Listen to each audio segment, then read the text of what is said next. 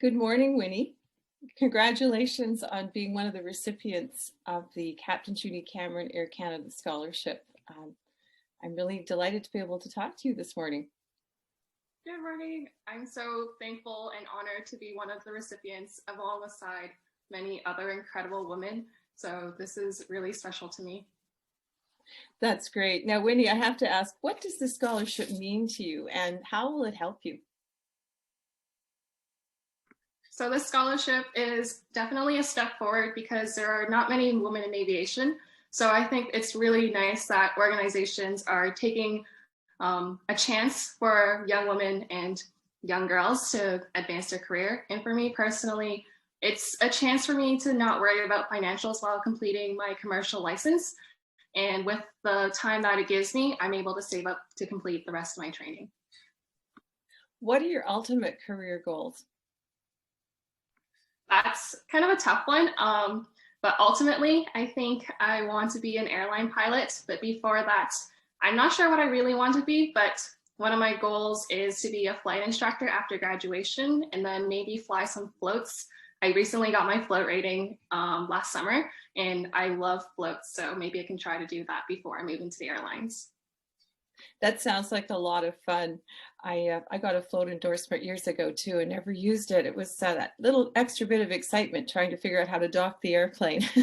Somewhat challenging and fun. What inspired you to fly? So I grew up in Toronto and every year there's an air show. My parents took me one year and ever since that one year, I've been going every single year because I just fell in love with airplanes. And then in grade 12, my friend with a private pilot's license, he took me up for a flight around Toronto, just like a familiarization flight. And since then, I was like, this is what I want to do. Nothing else in the world would make me happier.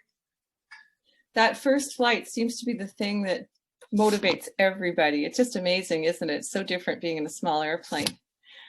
So what would you say to other women who are thinking of pursuing this as a career? 100% go for it if you have the passion. It's not going to be the easiest thing in the world. I've had many times where I'm like, can I really do this? But you can do it. And there are so many organizations and people out there who will support you throughout your journey. And it is so worthwhile.